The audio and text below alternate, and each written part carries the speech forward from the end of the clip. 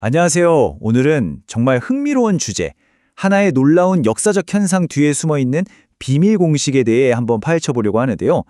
바로 한국 교회의 그 폭발적인 성장을 가능하게 했던 엔진, 네비우스 계획입니다.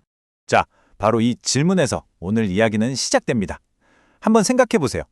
100여 년 전, 정말 미미했던 그 작은 믿음의 씨앗 하나가 어떻게 지금처럼 전 세계를 무대로 활동하는 거대한 영적 동력으로 자라날 수 있었을까요?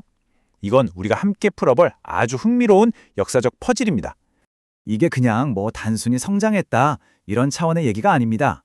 이건 세계 선교 역사상 거의 유례를 찾아보기 힘든 아주 이례적인 현상이거든요. 이제부터 그 놀라운 이야기의 핵심, 그 이면에 어떤 전략이 있었는지 하나씩 살펴보겠습니다. 자, 그래서 오늘 우리가 어떤 순서로 이 놀라운 이야기를 따라갈 거냐면요. 먼저 이 모든 게 왜 역사적 이례라고 불리는지 그 배경부터 짚어볼 거고요. 그리고 당시 선교사들이 마주했던 의존성의 딜레마는 무엇이었는지, 그 다음엔 해결책으로 등장한 자립의 세기둥을 집중적으로 분석할 겁니다. 또 이 원칙들이 어떻게 강력한 성장의 엔진으로 작동했는지, 그리고 마지막으로 이 모든 것이 어떤 영적 독립이라는 위대한 유산을 남겼는지 함께 확인해 보겠습니다. 네, 그럼 첫 번째 장부터 시작해 보겠습니다. 이 모든 이야기의 배경에는 말씀드린 것처럼 세계 선교 역사상 유례를 찾기 힘든 아주 특별한 상황이 있었습니다. 자, 시대적 배경은 19세기 말 조선입니다. 이때 막 한국에 도착한 초기 선교사들이 아주 근본적인 고민에 빠지게 돼요. 이걸 바로 의존성의 딜레마라고 부르는데요. 쉽게 말해 교회가 계속해서 외국의 지원에만 기대면 과연 언젠가 스스로의 힘으로 바로 설 수 있을까 하는 아주 중요한 질문이었죠. 지금 보시는 이 화면이 당시의 고민을 아주 잘 보여주는데요. 왼쪽의 기존 모델처럼 외국 자금에 의존하고 모든 걸 선교사가 결정하는 방식으로는 지속 가능하지 않다고 본 겁니다. 필요했던 건 바로 오른쪽, 그러니까 한국인 스스로가 교회의 주인이 되고 스스로 교회를 이끌어가는 그런 새로운 비전이었습니다. 자, 그리고 바로 이 지점에서 우리 이야기의 주인공이 등장합니다. 세 번째 장인데요.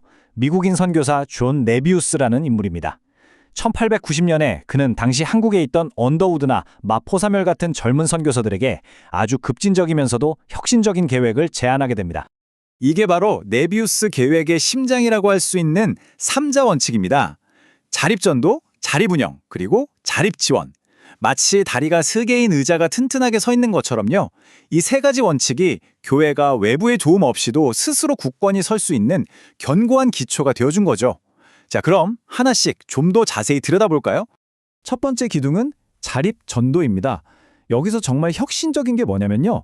복음을 전하는 일이 어떤 월급 받는 목회자나 특별한 전도사만의 일이 아니라는 거예요.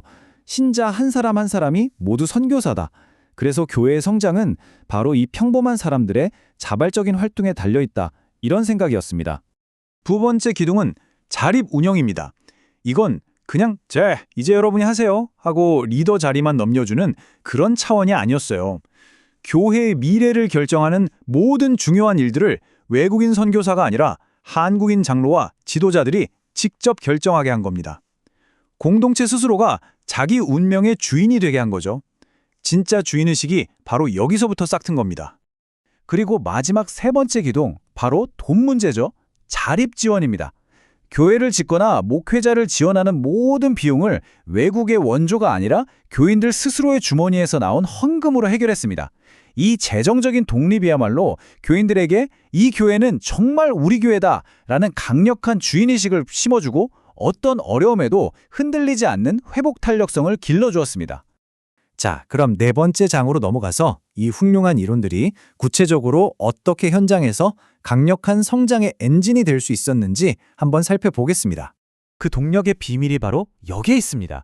모든 전략이 성경에 뿌리를 두고 있었는데요.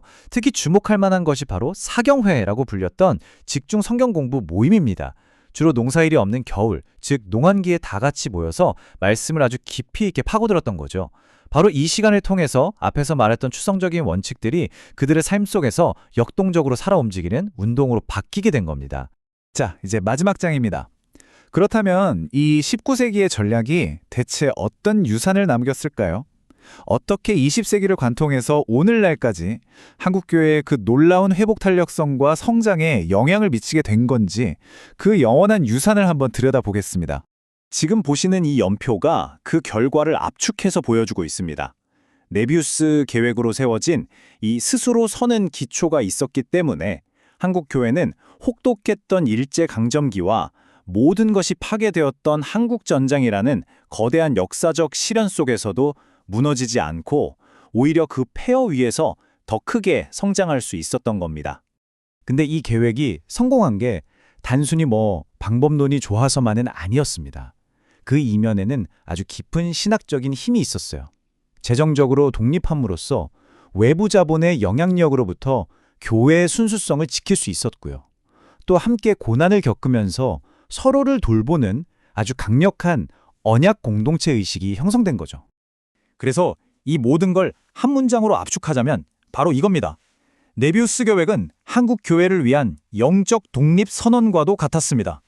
외국인 선교사라는 중개인을 거치지 않고 한국 교인들이 직접 하나님과 마주하며 스스로 신앙의 주체가 되도록 만들었다는 뜻이죠. 자, 100년도 훨씬 더 지난 이 옛날 이야기가 오늘 우리에게 어떤 의미가 있을까요? 외부의 도움에 의존하지 않고 스스로의 힘으로 서서 온갖 역경을 이겨낸 이 공동체의 이야기. 오늘을 살아가는 우리 사회와 또 여러 조직, 그리고 우리 각자의 삶에 어떤 중요한 교훈을 던져주고 있는 것은 아닐까요? 한 번쯤 깊이 생각해 볼 만한 질문인 것 같습니다.